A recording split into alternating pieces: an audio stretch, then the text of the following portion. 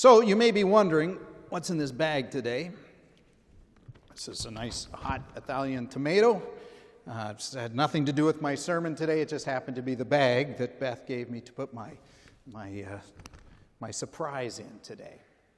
You see, I was thinking, there's one thing that I wish every human being on this planet could wear every single day. And although I have a brown suit and an orange tie, I'm not talking about a Cleveland Browns hat, although that wouldn't be a bad thing today. There's one thing I wish every single human being could wear, even for just one day of the year, or 1 hour. If every single one of us on the planet wore this, I think we'd have a huge impact in the world. Did anyone guess? A construction helmet? I'll tell you why. It's okay, you can laugh. I'm sure I'm not the most attractive fellow wearing my construction helmet here in worship today. But I wish everyone could wear a construction helmet at the same time, at least for one day of the year. Think about it.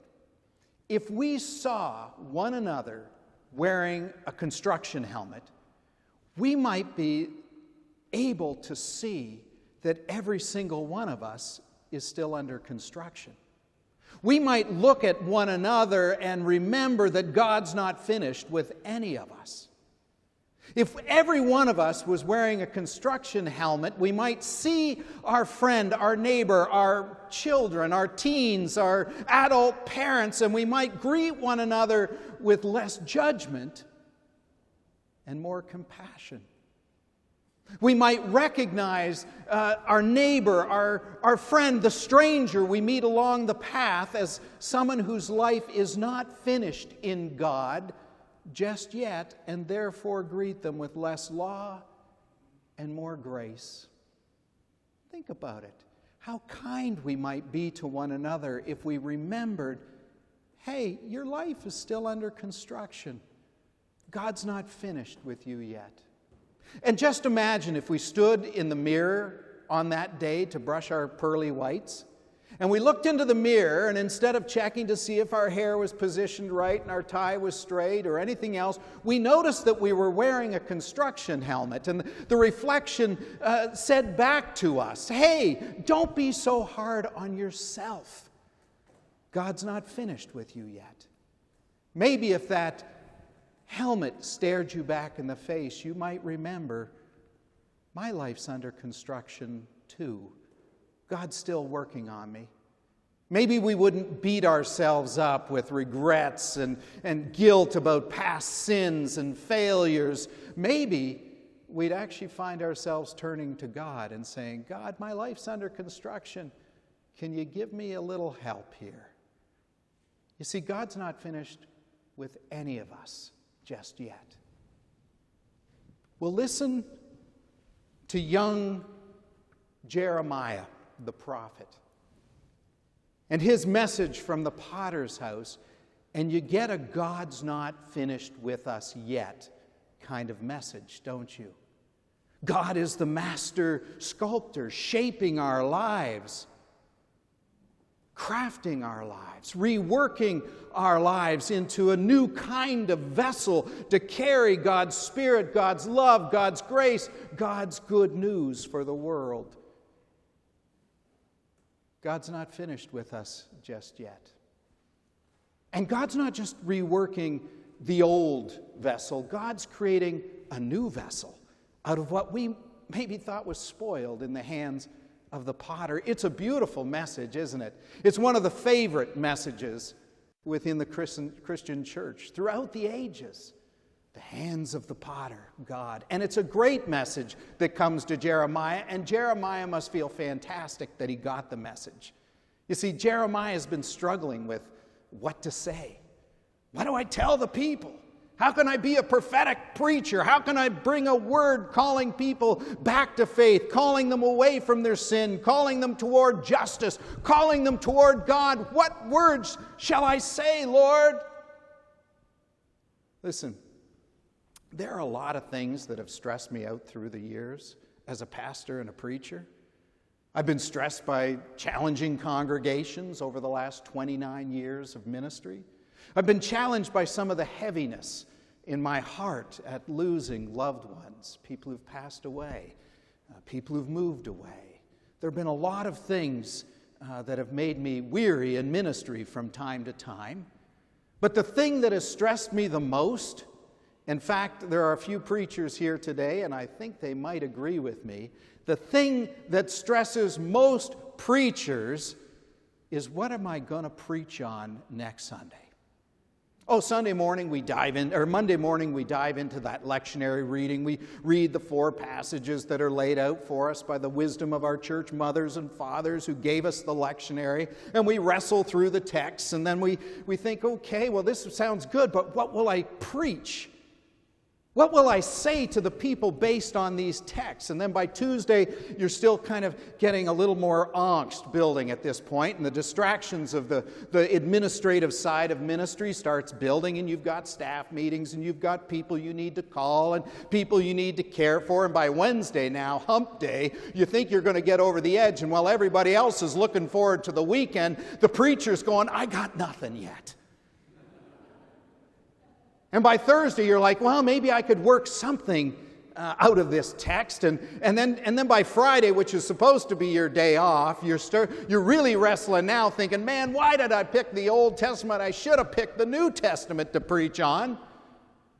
And by Saturday morning, you start to carve it out like a piece of clay, trying to shape this word for your people faithfully. You've done your study, you've done your prayer, you've done your research. Now I need to put it together in a way that might make some sort of sense to the people of God. Hallelujah, if it brings them some good news. But most importantly, Lord, let me stand up there on Sunday morning and not look like a fool. What will I say, Lord? And preachers, how many Saturday nights have we tossed and turned, waiting for the 5 a.m. alarm clock to go off, wondering through the night, is this message right? Will I bring the right word? Come on, preachers, give me an amen.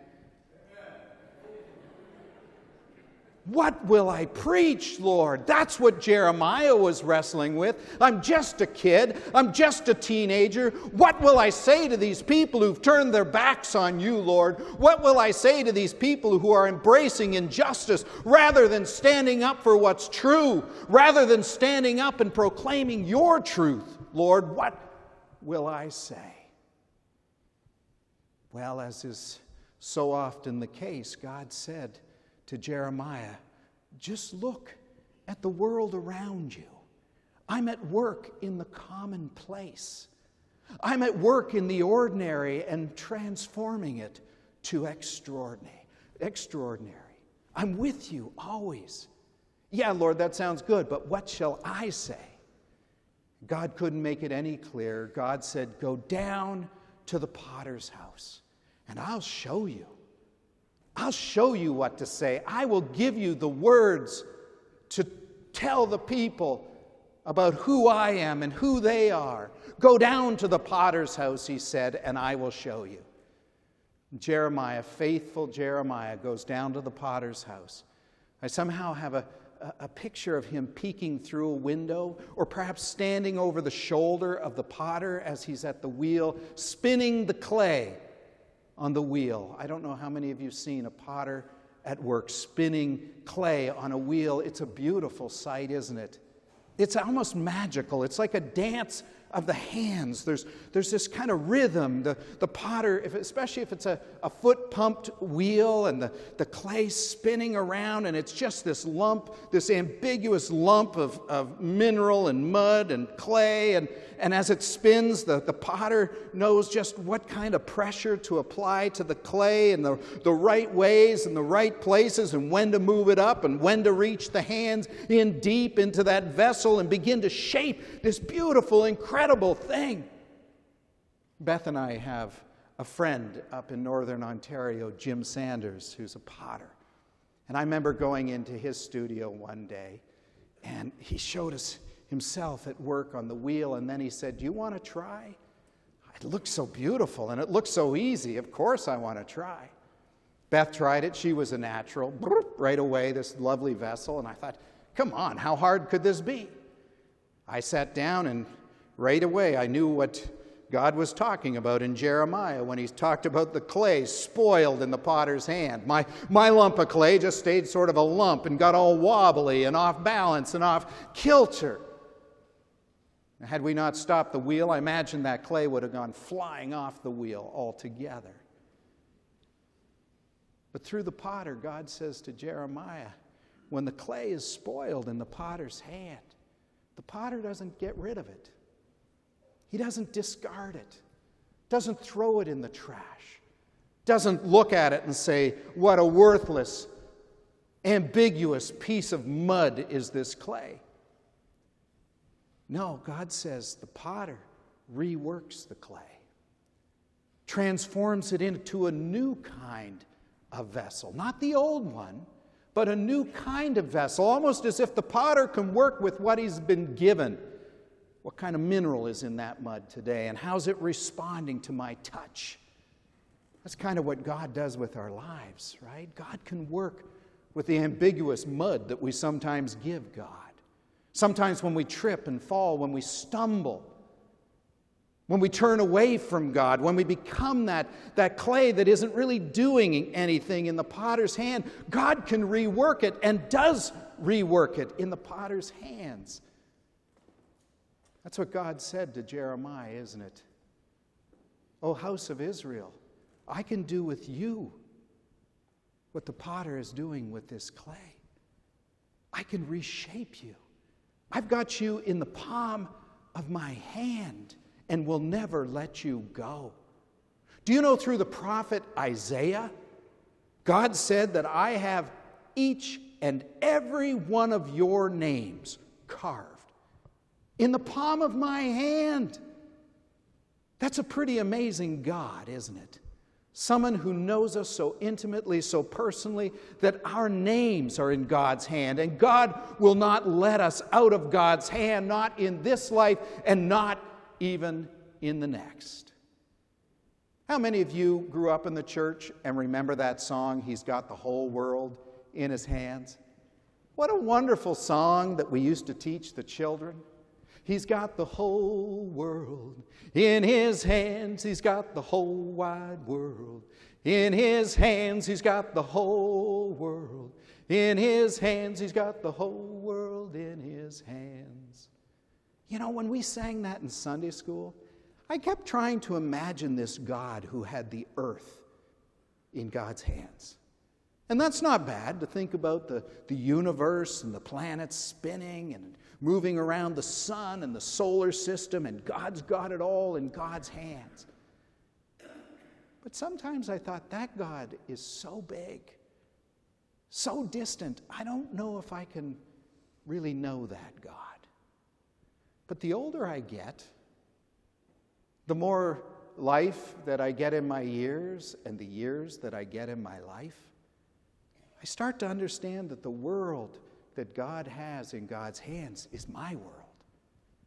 That God holds the world not by holding the planet, by holding each and every one of our lives.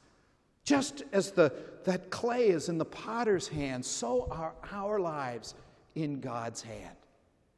And even when our lives feel like they're spinning apart, like clay on a wheel spinning off in imbalance, God still holds us in God's hands and continues to reshape us into beautiful vessels to hold God's love and God's grace and to hold the gospel, the good news of God, that we might go into the world and share that we might contain it like this beautiful pottery vessel, that we might be filled with this wonderful drink called the good news of God's grace and love, and that we might share that drink from this vessel, which is our lives, with all who are parched and thirsty, who feel like they're drying up in a desert out there in this world. That's what God can do.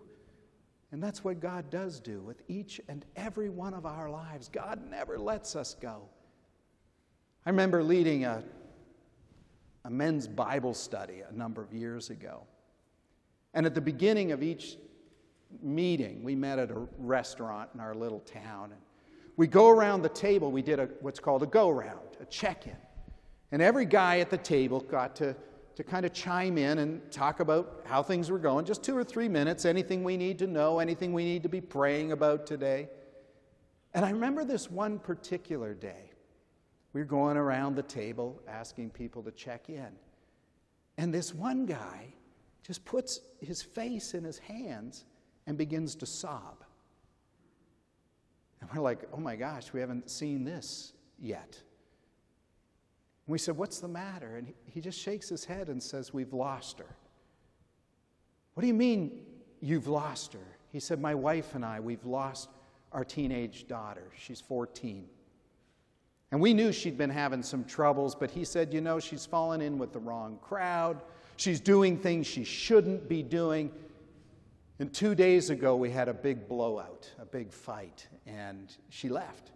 She's gone over to her friend's house. She's staying with her friend and their parents. I don't know what we're going to do. We've lost her. Now, being a young pastor at the time, you know, my wheels start turning. Okay, come up with something profound to tell this man. Give him something that might comfort him.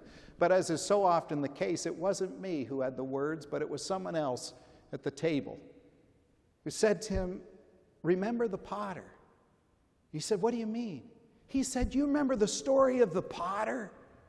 The clay gets spoiled in the potter's hands, but the potter reworks the clay into a new vessel. And everybody remembered the potter. Such a familiar story to us all. And he said to the man, that's what God can do with your daughter's life. God hasn't let go of her or forgotten her. Her life's still in the hands of the potter.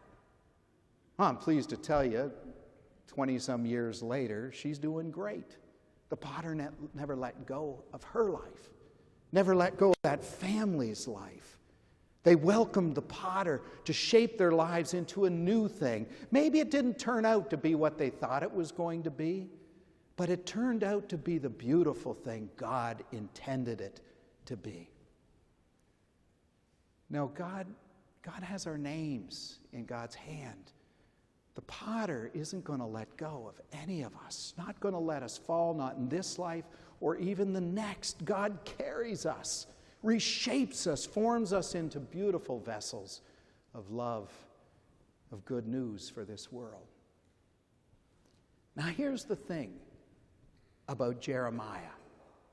Here's the thing about God's message of the potter and the clay at work in the potter's hands.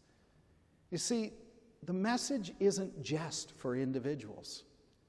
The message isn't just for you or for you or for me. It is for us, but it is a message for the people of God. It is for the house of Israel, says God through the prophet Jeremiah. O house of Israel, can I not do with your life what the potter has done with this clay? This is a message not just for individuals. I know we stumble on that sometimes, particularly here in this great nation, the United States of America, where we celebrate the individual, and so often we celebrate the individual at the cost of the good of the whole. We forget that God, the potter, is shaping the people of faith, the church. God's prophetic message through young Jeremiah was a message not just for individuals, but it was for every synagogue, every church, and every congregation that has ever felt like it's been spoiled in the hands of the potter.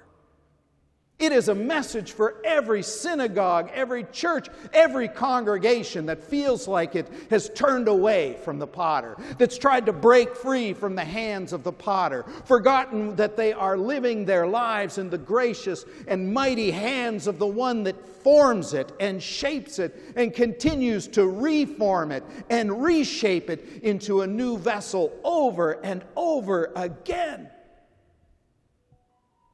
If we could ask anything of ourselves today, not just individually, but as the people of God here on Public Square, as the people of God here in the heart of Greater Cleveland, what is God doing with us today? What is the new vessel that God is shaping us to be in this day and this age? Do you know 2 weeks from this Sunday? 2 weeks from this Sunday, we celebrate our 199th birthday, anniversary Sunday. 2 weeks from today, we're going to have a great consecration service. We'll put our pledges here at the cross of Jesus, and then we're going to have a great picnic at the Dunham Tavern down the street at noon. It's going to be a fantastic day. But as your preacher, I'm feeling a little bit like I'm with Jeremiah today. I've been thinking about, what will I say to this people on their 199th anniversary? Lord, what shall I say to them? The temptation is to look back and to celebrate all the triumphs, to celebrate all the good things that God has done in and through the people of God here at the Old Stone Church through the last 199 years. But there's a part of me, and maybe it's the part where the Holy Spirit is churning within me even now, that thinks maybe this isn't a day just for looking back, but a day for looking forward into our 3rd century, into our 200th year and beyond, looking toward the new vessel that God is shaping the Old Stone Church to become. You and I both know we live in this incredible tension between what was, what is, and what is becoming. The church as we remember it, the church as we want it, and the church as it is becoming by the hands of the gracious potter. And when we live in that tension, sometimes we rail against one another. We say things like, this isn't my church anymore. It just doesn't seem like the Old Stone Church that I remember. Do you know that I have been here 11 years now? And in the last 11 years, we have had 225 new members join this church. Now, on the one hand, that feels pretty terrific. But our net numbers have stayed the same. 225 new members, but the net numbers just stayed the same. That says to me there are a whole lot of people here who weren't here 11 years ago. And more importantly, it says to me, it really isn't the church we used to be. God is forming us into a new body, a new vessel. Look, I hope and I pray that you're all here on September 22nd for that anniversary Sunday. Let's see if God gives Dr. Mark something to preach on for that day. Otherwise, I'm just going to say, David, make it all about music. We're not going to have a sermon. But somehow I feel like God is saying to me today, Mark, go down to the potter's house and watch the potter at the wheel. Can I not do with you, Old Stone Church, what the potter does at the wheel? Reshape and reform you into beautiful new vessels? The house of God, a new kind of vessel for a 3rd century? I hope you're all here. And maybe we might all show up wearing a construction helmet. Praise be to God. Amen.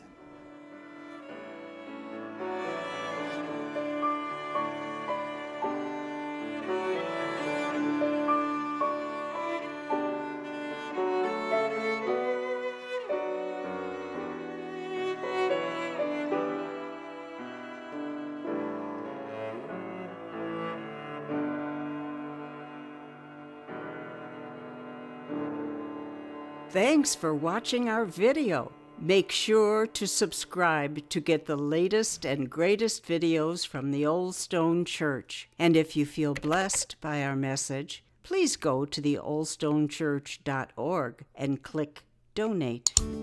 God bless you today and forever. The Old Stone Church. We've been loving Christ and serving City since 1820.